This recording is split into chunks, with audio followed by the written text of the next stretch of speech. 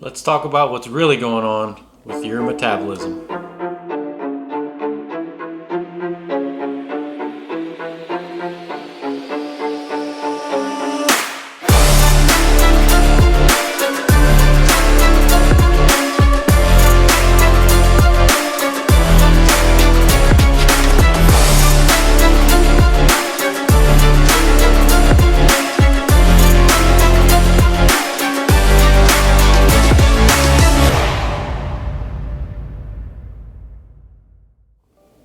Welcome back, everybody. Jonathan Nosa here with Restorative Nutrition, here to talk to you about your metabolism, ways to get you started and get you back on track. Now, I was thinking I wish I could have done something like this for you guys before the New Year's, but hey, we still got spring and summer right around the corner, so why not get started now? So we're going to go over some things. I got some charts for you guys that better explain things. I'm going to drop some tools down in the description, things to get you guys started. But with that being said, just know that any tools you guys ever use are not 100% accurate. They're just a starting point. It's still up to you to do a little trial and error. So the reason for that being is, some of you might actually use an app called MyFitnessPal. Well, in that, you can take 2 pieces of steak, exact same size, right? Well, in the tracker, it's going to tell you that those pieces of meat have the same amount of fat in it. Well, that's just not true. Well, the same thing with your metabolism. You can take somebody my exact same size, but that doesn't mean we're going to have the same metabolism. Some of us are blessed with a good one, some of us just aren't. So I'm going to try to explain this as easy as possible for you guys. Now, there's a saying that we used to say in the Marine Corps, I don't know if they still say it or not, but it's breaking it down Barney style. Barney style, I don't know if you guys know who Barney is. It's this 90s show that had this purple dinosaur that used to teach kids all kinds of fun things. Well, you know what they say about us Marines, we sit around eating crayons. It's not a pretty sight, but you still got to be able to teach them, right? Alright, so let's get started. Now, in this first chart, we're going to talk about what everything represents here. The very bottom line, the orange line, represents your BMR, your basal metabolic rate. This is your metabolism. Now, it's different between everybody, but this is basically your body at rest. So if you were just to lay in bed for 24 hours a day and do nothing else, this is how many calories you would need to maintain. Now, this is no one specific here, but we're just going to say this person roughly needs around 1,600 calories to maintain. Now, above that, the pink line, that is what's called your NEAT, your non-exercise activity thermogenesis. This is your daily life, everything that you're doing, whether it be chores around the house or your day at work. Some of you may have desk jobs, some of you may do construction, so some of you guys are going to be higher than others and some of you are going to be lower than others. Now, your next line, your blue line, represents exercise, and then the line above that represents maintenance. Now, that's exactly what it sounds like, maintenance calories, what you need to do to maintain the current weight that you're at now. To calculate that, you need your BMR, NEAT, and your exercise. All those add up. Now, the problem is the next line, the red line, your diet. Most of the time we're eating above our maintenance, causing a surplus and why we're gaining weight. But that's not your fault, right? How would you ever know if you were never told your maintenance calories?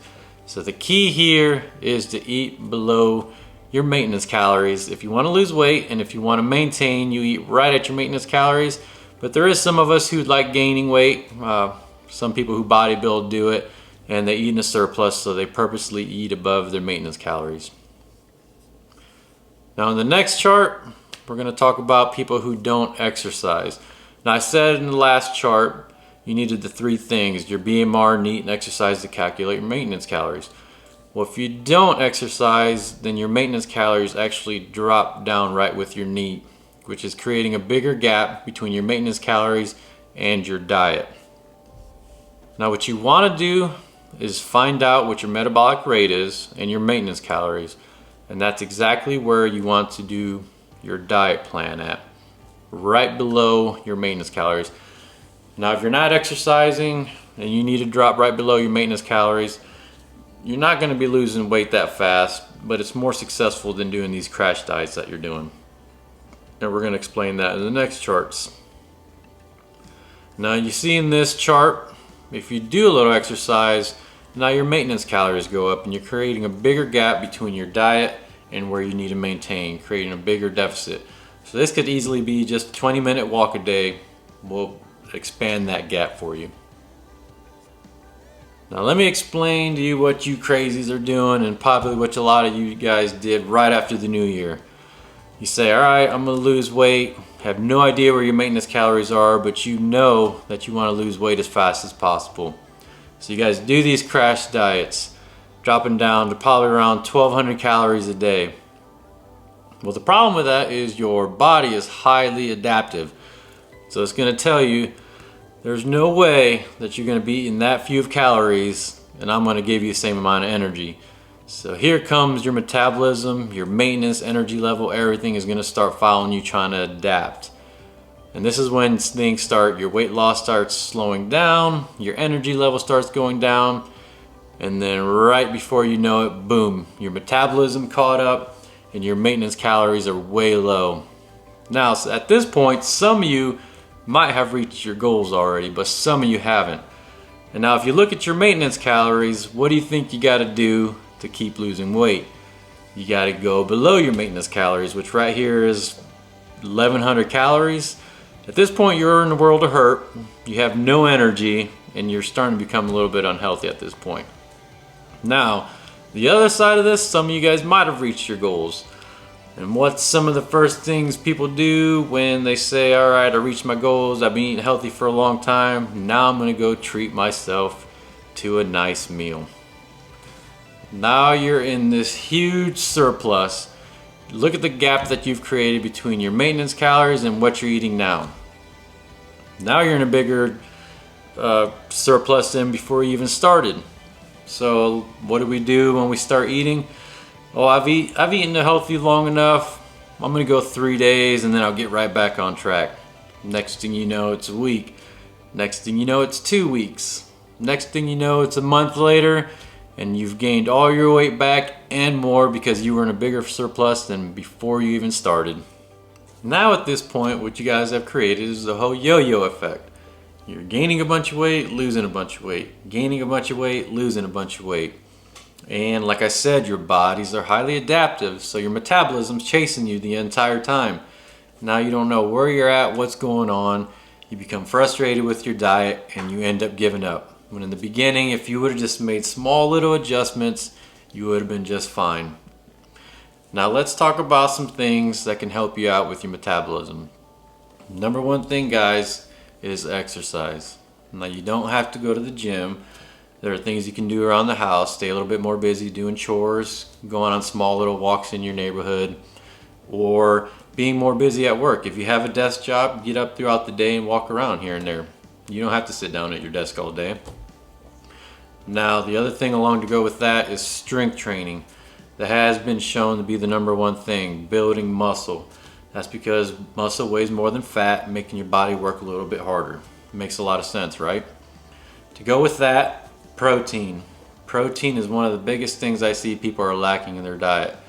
Now your body burns more calories breaking down protein than it does fat and carbs, creating this thermogenic effect in your body, burning more calories. Now along with more protein, you guys, you want to drink more water. Now water allows you to flush the waste out of your system, it keeps everything moving inside, and it creates that small thermogenic effect just like protein does. Now along to go with that, you guys need to find out where you're deficient at. There's a lot of vitamins we're deficient at, and the more vitamins you take, the more efficient your body becomes, and the more efficient it becomes, the more energy it creates, and it stores less energy, being fat.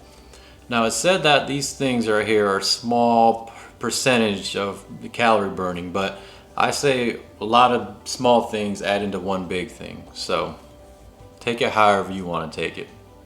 Now the last thing we'll talk about is sleep. Now sleep can be very effective, but the problem is with the lack of sleep, it creates this hormone in your body that makes you feel more hungry. And this same hormone interferes with your fat burning hormone. So you can kind of see where an issue would occur there. So get more sleep, guys. Alright guys, so this concludes this video. I hope there's something that you guys took out of this. I hope I was able to break it down easy enough for you guys to understand. If you have any more questions, please feel free to reach out to me. I'll be glad to answer your questions. With that being said, please like, comment, share, subscribe, and remember, small adjustments, slow and steady wins the race. We'll talk to you guys later. See you.